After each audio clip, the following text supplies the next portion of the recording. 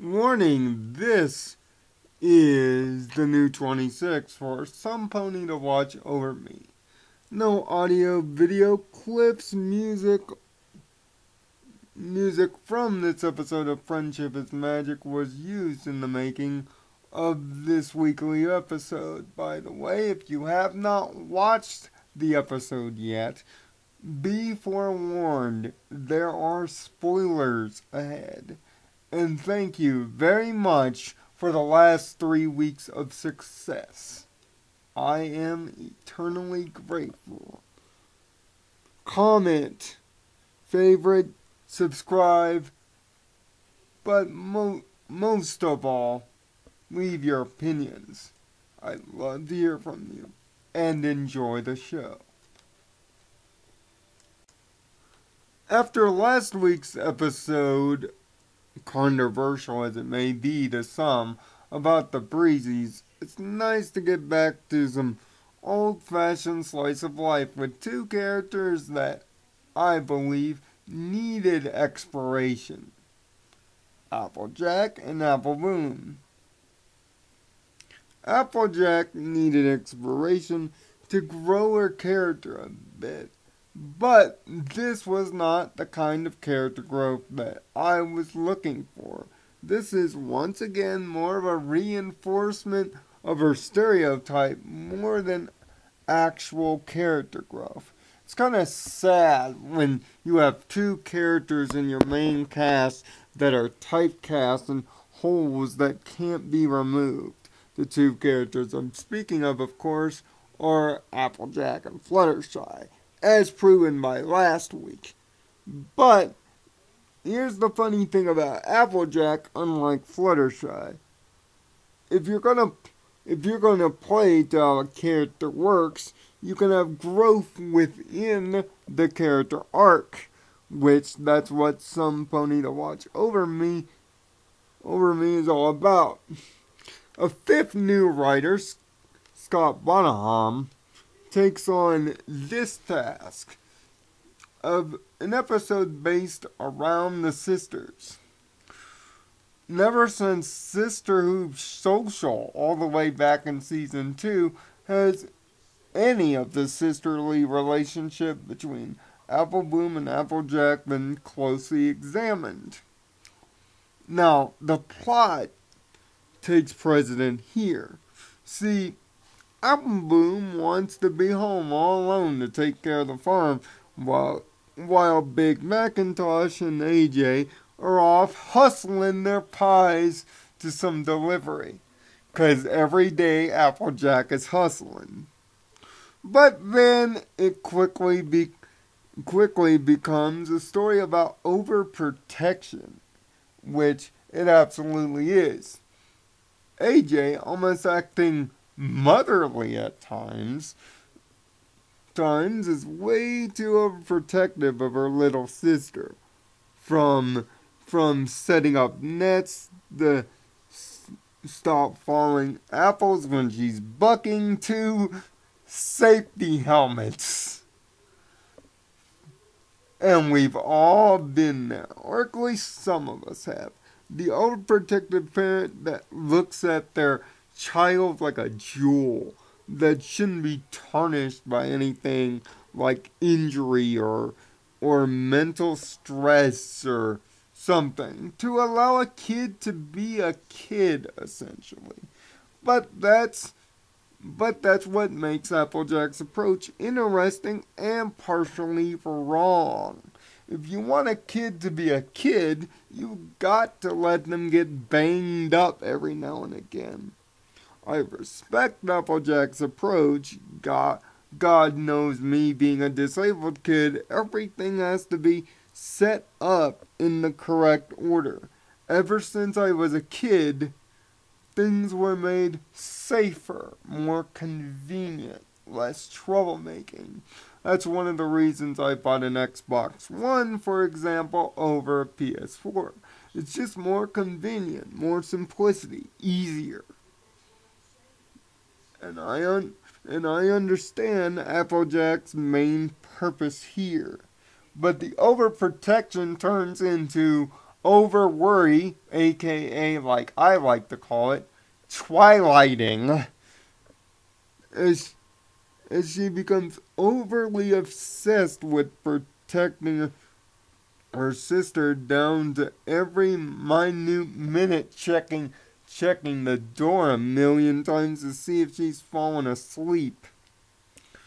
Which thanks to help from the Cutie Mark Crusaders, AppleBloom launches a plan to deliver the pies that Applejack was supposed to deliver in a most dangerous and most awe-inspiring sight of the firebrand swamp. But after running into another mythological creature, God, these writers love their Greek mythology, it looks like Bloom is overwhelmed. Until AJ comes armed to the teeth. Man, when the Apple family says they'll protect their family by any means necessary, she almost looks armored up, like she's Iron Man or something. It's quite an amazing feat of hometown ingenuity meets a kind of pseudo-technology. But it's really the world building of the swamp, and most importantly, what's beyond the swamp, a bayou, kind of old school New Orleans type town, even down to the accent. Once again branching off from last week with some world building and world exposition within a slice of life. This episode is mostly AJ and AppleBloom, which is a good thing, and it shows that their relationship, just like in Pinky Apple Pie, isn't always perfect, but as AppleBloom learns to grow and become more independent and find her own wings in life, the moral of this episode is, for sometimes, no matter how much you want to protect those you love in your family and make sure that they're safe, in order for them to grow and most importantly for you to learn from them, sometimes you've got to take a step back and learn to trust in your family members to facilitate their own growth. Sure, AppleBloom went to extremes in this notion, but what kind of choice did she have? I mean, it was borderline on smothering. And believe me, I have some family members in my own family that tended to smother their kids when they were really young. Most notably my older sister, Michelle, who used to do this around her own kids. This episode once again proves that the animation staff has been allowed to run crazy with gorgeous visuals of the swamp and the bayou, using great use of dark color and shadows to illuminate the situation. The plot itself is one that once again shows that the CMC are growing as individual characters, that they're literally growing up in front of our eyes. All the episodes featuring the CMC have been episodes of growth in some major and minor ways, and this is once again one of those episodes.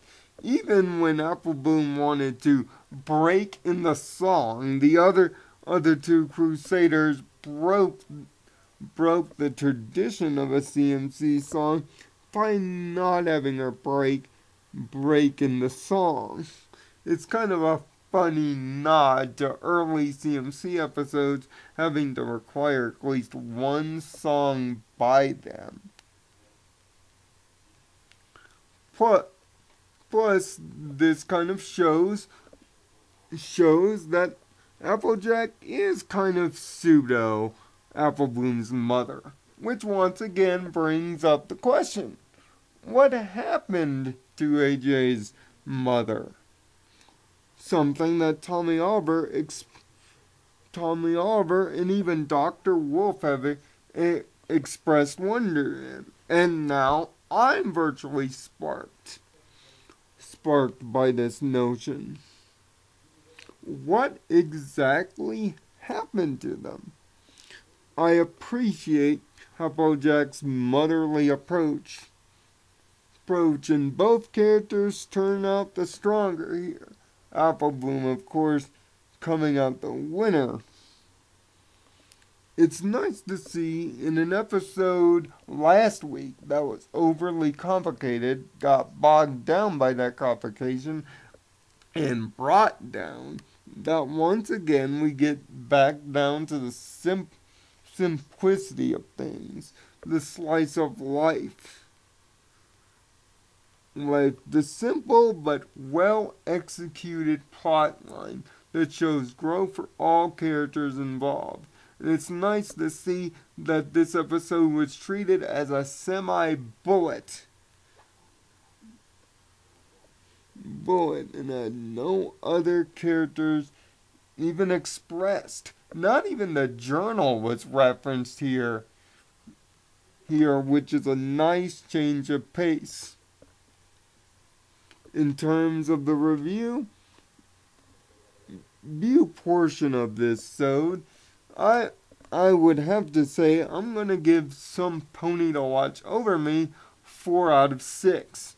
It is a great episode that shows the kind of depth and motherly brevity within Applejack's character, while once again necessitating growth for Applebloom of the CMC, almost piggybacking off of the growth of Twilight Time 2 episodes ago.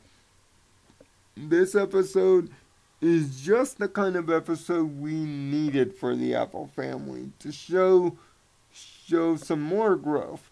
And it's nice to see a sister-to-sister relationship re-expressed just like in Sister Social. Let's just hope later this season and in season 5 to come that this kind of growth continues. Another excellent episode by a new writer. The future, like I said in an earlier review, is safe. So don't worry, everybody. Everything's going to be okay. And there won't be any need for a third safety helmet. Until next week, find peace in your own nirvana. Thank you deeply for watching. Let's keep the streak alive. 100 plus.